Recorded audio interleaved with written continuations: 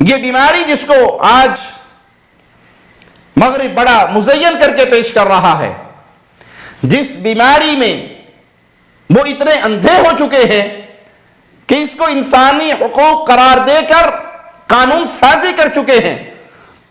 ان کے ہاں مرد کی مرد سے شادی، عورت کی عورت سے شادی، عورت اپنی تسکین کے لیے جو مرضی چاہے راستہ اختیار کرے، مرد اپنی تسکین کے لیے جو چاہے راستہ اختیار کرے. اولئک کالانعام، یہ جانور ہیں بلکہ جانوروں سے بھی کئی گزرے ہیں. یہ بد خصلت مرد کی مرد کے ساتھ، عورت کی عورت کے ساتھ، یہ بد خصلت تو جانوروں میں نہیں ہے، یہ گدھے اور خنزیر میں بھی نہیں ہے. وہاں بھی میل فیمیل کے ساتھ اپنی حاجت پوری کرتا ہے، لیکن یہ انسانی حقوق کے جھوٹے علمبردار ایسے گمراہ ہوئے، جانور بن گئے بلکہ جانوروں سے بھی گئے گزرے ہو گئے. شریعت نے غیر عورت کے ساتھ، بیوی کے علاوہ کسی اور عورت کے ساتھ جنسی تعلقات کو حرام کہا ہے، زنا کہا ہے اور اس کی حد مقرر کی ہے. اسی طرح ہم جنس پرستی، لواطت کے عمل کو بھی حرام کہا ہے اور اس کی بھی حد مقرر کی ہے. یہ وہ قبیح عمل ہے لواطت کا، ہم جنس پرستی کا، مرد کا مرد کے ساتھ اپنی خواہشات کو پورا کرنے کا، کہ یہ سب سے پہلے قوم لوط میں شروع ہوا. قرآن حکیم کا یہ مقام غور سے سنیے جس میں اللہ مالک لوط علیہ السلام کا قول نقل فرماتا ہے: وَلُوطًا إِذْ قَالَ لِقَوْمِهِ إِنَّكُمْ لَتَأْتُونَ الْفَاحِشَةَ مَا سَبَقَكُمْ بِهَا مِنْ أَحَدٍ مِنَ الْعَالَمِينَ. لوط علیہ السلام نے اپنی قوم سے کہا تم ایسی برائی کی طرف آتے ہو جو تم سے پہلے کسی اور نے انجام نہیں دی، اور اسی گناہ کی پاداش میں ان پر اللہ کی طرف سے انتہائی دردناک عذاب مسلط ہوا. اللہ کے پیغمبر ان کو سمجھاتے رہے، تبلیغ کرتے رہے، نصیحت کرتے رہے. اتأتون الذکران من العالمین، کہ سارے جہانوں میں سے تم مردوں سے خواہش پوری کرتے ہو. وتذرون ما خلق لكم ربكم من ازواجكم بل انتم قوم عادون.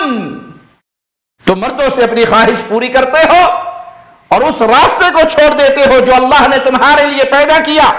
یقیناً تم حد سے بڑی ہوئی قوم ہو.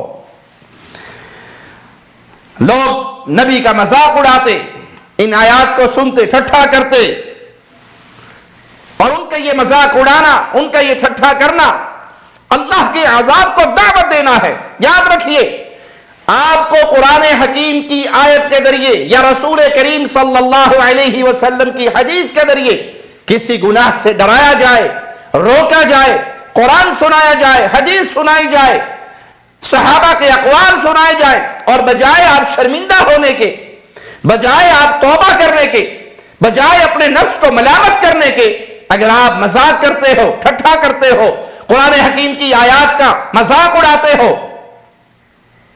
تو ہی آیا تھا بہت بڑا، تو بڑا نیک ہے، ہم جانتے ہیں تجھے، تو بڑا حاجی ہے، تو بڑا ایسا ہے، اپنے گناہ کو تسلیم نہیں کر رہے بلکہ داعی کو مزید ذلیل کرنے کے لیے جملے اپنے زبان سے نکال رہے ہو، اس کی اہانت مقصود کرتے ہو، تمہارا مقصود اس کی بے عزتی کرنا ہے.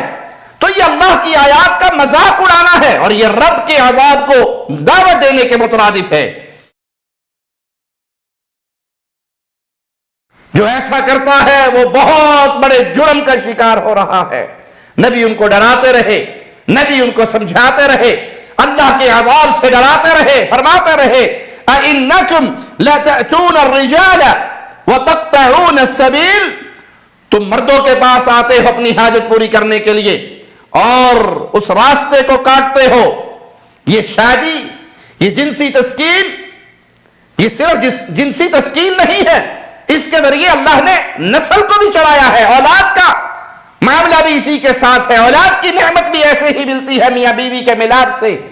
اور جب تم یہ غیر فطری عمل کرو گے تو تم اس اولاد والے راستے کو بھی کاٹ رہے ہو اور بے حیائی کے راستے پہ چل رہے ہو.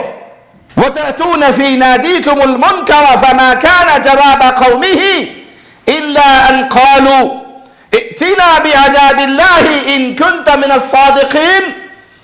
اپنی محفلوں میں برے کاموں کے ارتکاب کرتے ہو تو اس کے جواب میں بجائے قوم شرمندہ ہوتی، ڈرتی، معافی مانگتی، اپنے گناہوں کے اقرار کرتی، اس قوم نے جواب میں کیا کہا؟